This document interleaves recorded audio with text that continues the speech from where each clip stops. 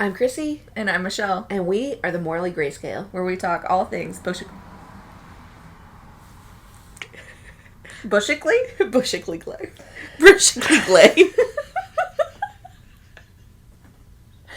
I made it through mine, though. I was really proud. I was actually about to say how proud I was of us for getting through that smoothly. You would think this is episode 6. We should have this down. And we keep brutalizing it. It's it's just hot funny here. Because like every time we do it not recorded, perfect. It's fine. It's perfect. Yeah. Okay. Also, the AC in my house is out, so it is it's hot in here right now. So our brains are just like not fully functioning. Yeah. That's what I'm gonna blame it on. We'll blame it on that. Yeah. The first thing we're going to talk about is... Oh, but with that, though, my windows are open. So if you hear cars driving by or something, ignore it and pretend you didn't hear cars driving by or something. Nothing's going on. The outside world doesn't exist. Yeah. We're here together. It's just... Okay? You and me. And her. Us. The three of us. Okay. Hopefully it's more than 3. Right, but like, I'm talking like individually, you know? Yeah. Okay, we're starting with book talk news. I literally have nothing. Nothing. I was not chronically online this week. I have been offline for a couple weeks now. Because you're a gamer girl now. I am a gamer girl. Oh my god. I've been playing video games, burning my brain that way versus... Yeah. But you know what? It's so much fun after, like, dealing with nonsense at work or whatever and just being angry. I can go home and I can play a video game, and I can shoot fake people, in the face, and it's great. It's very cathartic. Highly suggest. Yeah, that's super fun. I don't know why, but work has seemed like extra stressful the past few weeks. So I need to go home and shoot fake people in the face. Yeah, highly suggest. I just come home and cuddle my daughter, and honestly, I'm just like, help me. Help me cope. I wish I could take her to work with. Okay, so since we don't... Yeah, upcoming releases is right after that. Just upcoming releases. So, on May 6th, Lucy Foley has Midnight Feast coming out. I actually did not read a synopsis of it, but I do know that it's a thriller. I've read a couple of her other thrillers. She's a good, like a super solid writer. She has her formulas like I haven't read anything yet. I want to. I think she's on my TBR. I just haven't gotten to it yet. Yeah. Okay. I'll read Midnight Feast and I'll let you know if you should read it. Okay. Yeah. Because the one I did read by her was Guest List, and I've heard it's not one of her best, but I mean, I didn't hate it. Mm-hmm. I read it for book club. I definitely didn't hate the book. I gave it 3 or 4 stars. I think I would give it 3.5 stars. It was, to me, predictable, but that's my tism, is that I'm like, I just predict books. Yeah. Also coming out on May 6th is Frieda McFadden's The Tenant. I personally go into Frieda McFadden's books blind just because I feel like if I read the synopsis, I've already got it played out in my brain what happens. Because she has a formula. Yep. I mean, most authors do. Yes. So, and I do enjoy her formula besides the teacher, but we won't get into that. Yeah. I won't get into that. But The Tenant, so I'm guessing it has something to do with renting, with subletting, something along the lines of being a tenant in a house or a room or something. Yep. So, Airbnb, maybe. I don't know. Maybe it's a squatter. I don't know. We'll find out on May 6th. I guess I will. Yeah. I probably won't read it right away. Yeah, that's how I am with, like, I will read Frieda. Yeah. It could take me 6 months. It could take me 6 minutes. I don't know. Like, eventually I'll read it. Just depends on what mood I'm in. Depends on the vibe. Yeah, it's always about the vibe. It's always about the vibes. Okay, well, today we're going to be talking about the way we like to read our books, or consume our books, I guess I should say. So, do you like audiobooks, physical books, or immersive reading? And I can say for me personally, it depends on A, my mood, and then B, who's narrating the book, and then where I am. So if I'm at work, which I would never read at work, but I would physically read at work, because I can't really listen to audiobooks at work. But if I'm at home doing chores, I'm popping in my headphone and moving about. Yeah, audiobooks are great because, like, just what you said, cleaning, I am constantly listening to something. Yep. Right now, I'm book slumped very hard when it comes to physical reading. I'll sit down for like 5 seconds, read a couple words, and my brain just stops. Just stops doing whatever I want it to do and erases everything that I'll be like, oh, I'm reading. I don't know what I'm reading, but I'm reading. Yeah, I feel that. So I am consuming solely audiobooks right now. Yeah. So, and it's super helpful. Okay, so audiobooks. So we want to talk about audiobooks that we want, like books that we would read purely based on audiobooks, and then also some of our favorite narrators.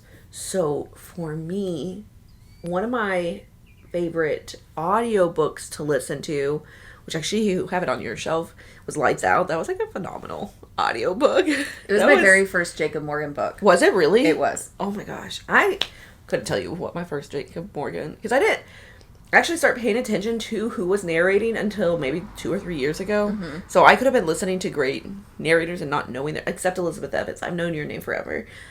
But everybody else, I just kind of was like, oh, yeah, I'm listening to this person. And then I started kind of paying attention to who was narrating it when I liked their voice a lot. Also, Wild Eyes also. That was a phenomenal audiobook. Wild Love was really good too. But so Jacob Morgan, wasn't it? Jacob Morgan, Zachary Weber. I don't remember which name he used with that. I don't remember either. I know his lighter books, he does like Zachary Weber. So I didn't actually, because that's the same person. It is. Yes. He has 2 names that he goes by. His lighter stuff like Abby Jimenez's and some of... There's another author. And evidently Elsie Silver also. Yeah, Elsie Silver. There was another one that I listened to, and it was Zachary Weber. And they're lighter. They're not necessarily super detailed in the spicy scenes. It's more of his innocent character that he has for himself. And then Jacob Morgan is Lights Out. Is the spicy guy. Yeah. He is the spicy guy. Even his Instagrams for both kind of represent who his split personality, his actor is in that situation. Nice. Yeah. What else do I like to read? I don't know. I'm an audiobook girly. Like, I have read most of my books with audiobook recently. Just in general, that's how I like to...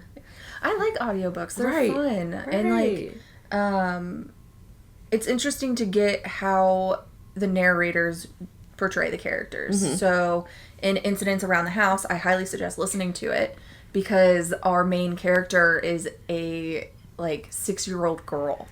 And the narrator, she does very well with speaking like a child. However, if you don't like to hear baby talk, I wouldn't... She maybe talks it a little sometimes. bit. Okay. Yeah. But if she's acting like a 6-year-old girl, I feel like you have to a little bit. But it's really good. And Incidents Around the House is a horror novel. It's about a little girl who starts seeing this figure and calls her Other Mommy. And Other Mommy constantly keeps asking to let her into her heart. And the kid out. Yes. So we figure out whether or not I will not be reading this. Yeah. Other Mommy. I am going to one day just pull your daughter and be like, you should start asking about Other Mommy. Oh my gosh. I'd be like, what? You just said your kid's name. Yeah, I know. I was just thought about that. I'm like, I was going to cut that. But yeah, it's done very well. Yeah. Any of my spicy books, and I'm probably crazy for this, but I don't care. Any of my spicy books, I will almost always do audiobook if it has an audiobook. So all of the ones that are currently on my shelf, The Brutes of Bristlebrook, So Ensnared and Entangled, Lights Out, Rook and Rebel. Rook and Rebel I immersive read, but I still listen to it. Yeah. And those are the ones. Those are the ones. And that's why male narrators are very important to me. Yep. Because female narrators are more important to me because I do the lighter side and I do a lot of fantasy and stuff. And the fantasy always has the main female character and everything. So the female book voices are very important to me. And what I actually hate, which I think is kind of a hot take, I hate deep voices for males. You would not like Sebastian York then, because his voice is so baritone. Oh, I can't hear what you. Okay, so it's great. I love it. You know how men can't hear female voices as well? Like they like naturally tune them out. That's how I am with deep male voices. I'm like, you probably don't have anything important to say. I just tune you out. Yeah. No, I mean, Sebastian York's on my list of if he narrates it, I'm listening to it. Yep. He was also in Brutes of Bristlebrook. All of the male narrators that are on my list today, so Jacob Morgan, Sebastian York, and Jason Clark, are all Brutes of Bristlebrook. Oh, nice. It's a full cast. Yeah. You must love that then.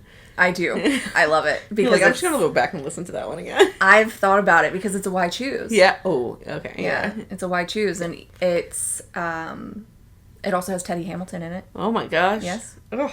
J.F. Harding.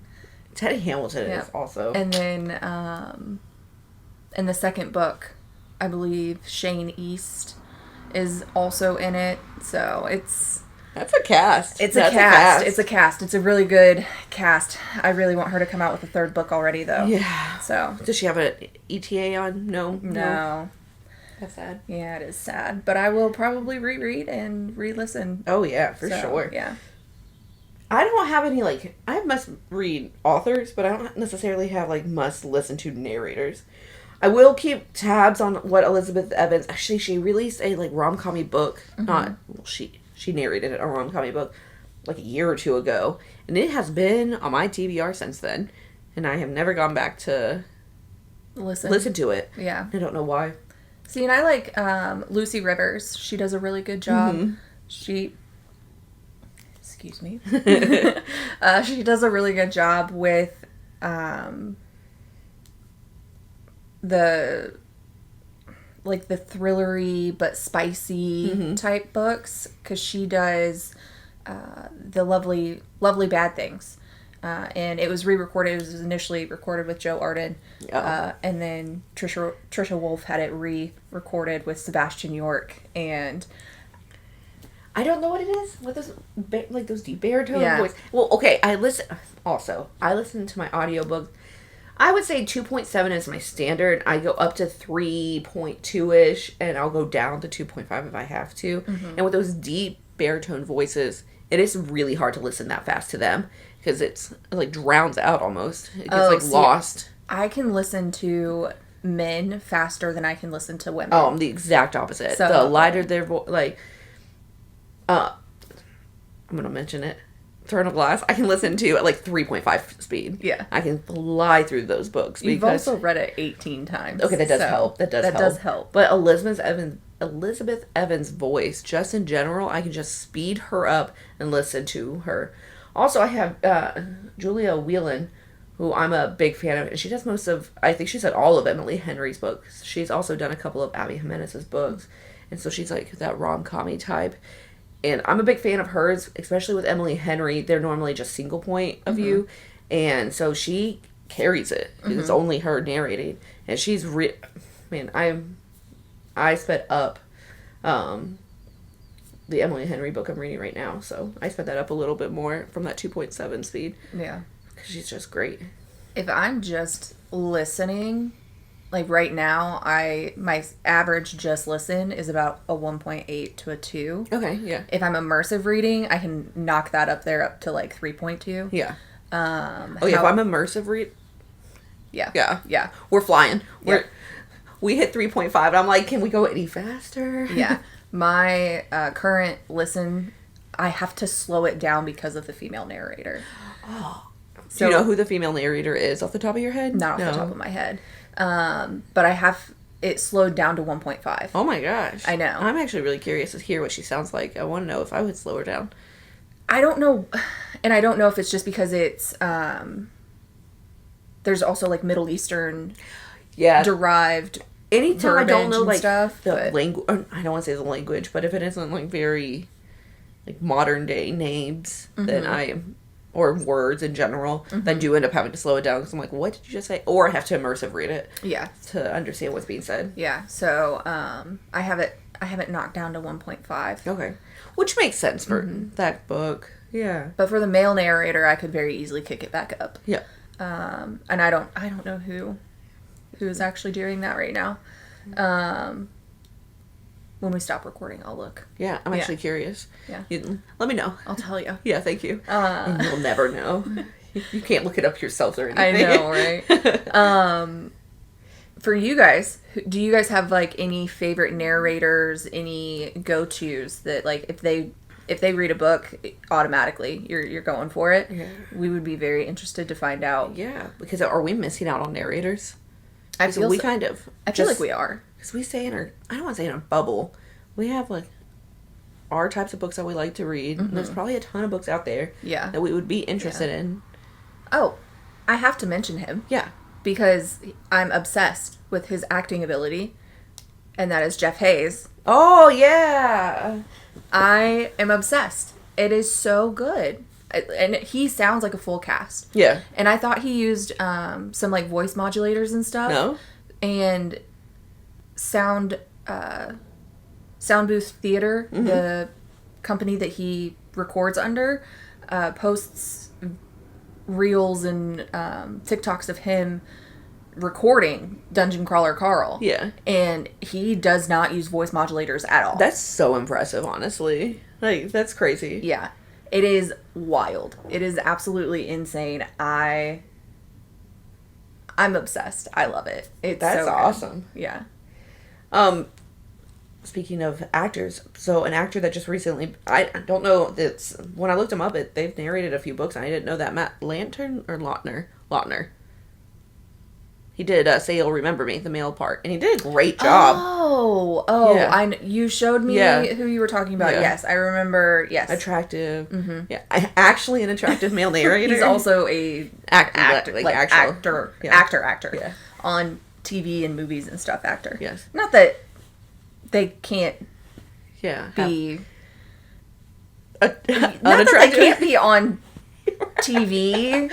Everybody, I mean, that's how Zachary Weber started. He wanted to be in Hollywood. He has, like, a couple of things on his IMDb. Oh, does he really? Yeah. I didn't know that. But ultimately found his home in audiobook narration. Well, there's some people at work that they talk, and I'm just like, you could narrate audiobooks. I'm not going to listen to them because I refuse. But, like, if you ever needed a new career, you could definitely go into audiobook narration. Mm-hmm. There's a few. Yeah. There's a few. For physical reading, though, I highly suggest, and it's on your shelf, and I know we agree on it, is The Red Rising. Yeah, physically read only. That audiobook, I'm so sorry. I tuned it out so bad, and I feel really bad. He has an accent also, and so he's hard to listen to. His voice is kind of deep to me, and then the accent on top of that, I'm having to slow down this book, and I don't think he's a good narrator. I'm so sorry. Yeah, it just wasn't, it didn't, because everybody that we talk to loves this series, and it's like, what am I missing here? Yeah. And it's not because it's poorly written or anything. No, it's actually a great series. Like, highly recommend it. Very well written. It's just, I need to sit down and physically read it, and that's not, who knows when that's going to happen. Yeah. Night shift. Yeah. Maybe, if I'm in the mood. Right. I don't know. And it is, like, fantasy sci-fi, more sci-fi. So, and it's not really, like, your automatic go-to. It's not an automatic go-to. It's not my go-to, but... But it's very well written. And if you work with us and you're listening to this, it's not the best series ever written, okay? Like, it's just not. Stop saying it is. It's great. It is a great series. It's not the best. And you know who I'm talking to right now. Brandon Sanderson's better. Yeah. And I'll stand all that. Oh. I'm trying to think of what other books I'm like, no, you definitely just have to physically read that. Oh, okay. I said I was going to look up his name. I think it's Michael Kramer, and I might be wrong. But Brandon Sanderson's male narrator, I'm pretty sure he's done every one of Brandon Sanderson's books. Mm-hmm. There might be a couple he didn't do. No, it's a couple of his secret projects he didn't. But his major books, he has done.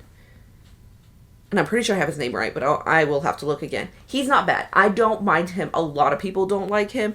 And I do suggest for Brandon Sanderson, you either immersive read or you physically read, because there's so many details and there's so much world building that I think you have to almost either immersive or physically read it, because something's going to get lost at some point, especially if you're listening super fast or something. Yeah. And the names and everything. And the narrator, to me, is good, but a lot of, like, our one friend hates him. Like, cannot stand his narrating. Oh, okay. She's, no. Yeah. She hates it.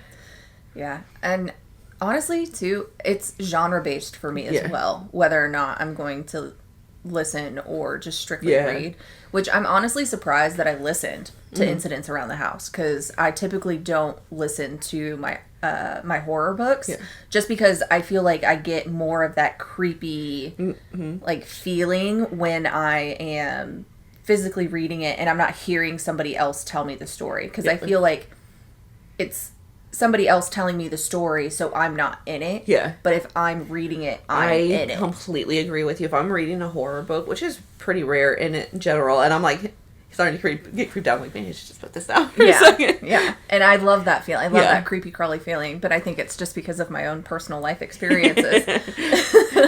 I'm used to it. Oh man, but it's a lot of fun. Like just listening and reading. Yeah. One day we're going to have to switch our books or whatever. Like, I'll put my books behind you and you put your books behind me. Because I always look at your books. Yeah. So I can see those so much easier. Because for me, I was like, all right, let me turn around completely and see what I got up there. Yeah. And we literally just put them up there, like, right before we started recording. Yeah, actually, we were live. We did. We did go live on TikTok while we got set up. So if you follow us on TikTok, on Wednesdays, you can expect us to go live before we start recording. And you can kind of see what our dynamic is, how many times things fall. It's a lot. I got knocked out by I got knocked out by TJ Payne up there earlier today. So and then you can see how goofy, that's the word I'm going to go with. I was going to say weird, but I'll just go with goofy. I mean, we are who we are. Yeah. We are who we are. We're a personality that you love. There's no hate. Only love. You love us. Well, depends on who you ask. And then also while we were on live, we talked about the books that are on our shelf a little bit. Yeah, because I don't think we do a very good job like talking about what's behind us. Sometimes we forget to talk about what's behind us instead of the things that just pop into our brain. But sometimes I just put things up there because it does pertain, but I don't necessarily want to talk to. I just own the copy. Yeah. And it just happens to pertain. But there is a method to our madness when we're selecting what books are behind us. There is a method. Yes. Like, my top book, I always like to choose a special edition type book or a series of some sort, which brings me to Bridge Kingdom. I suggest either immersive or audiobook, because Lauren Fortgang, and I think I'm saying that correctly, she narrates it. That's how I read it. I listened to it. It was great. She was great. Yeah. And then she also does a lot of Leigh Bardugo. She does Leigh Bardugo's books also. She did Crooked Kingdom and I think she did Shadow and Bone also, but she definitely did Crooked Kingdom. Okay. So she's that kind of like young adult narrator. She's really good, and I'm a big fan. I liked her for the Bridge Kingdom. I was listening to the Bridge Kingdom one time when my mom came to visit. Yeah. And it's not a spicy book at all. No, it's not. Like, there's 1 or 2 spicy scenes. Yeah. And guess what popped up? Right as she's... While my mom is in the car. And because I was just, like, I was literally telling her, I was like, oh yeah, it doesn't have a lot of, like, spice in it. You might actually like it. My mom's not big on fantasy, but it's not super in your face with it. It is easy to read. It's easy to grasp. It's not like a Brandon Sanderson level type story. It's a very easy read. Yeah, and it's not really like a big magic system or anything that you need to... No. And we're driving in the car, and all of a sudden, spicy scene happens, and I was just like, skip. And it was funny, because every single time, and it was like a longer spicy scene. Yeah. And, which is super abnormal for that. Yes. And... So she does not have a lot of spicy scenes at all. And I skipped it, and it was like into an oral fixation type situation. And I just go, oh my God! And I just kept skipping it. Your mom's scarred forever. And what is my daughter listening to? She does wonder sometimes, but it's okay. We love you. We do. My mom, she loves Bridge Kingdom. So my mom listens to all the fantasy stuff that I pretty much tell her to recommend. I do have to watch out for the level of spice because she's the same way. She's like not super into the spicy stuff.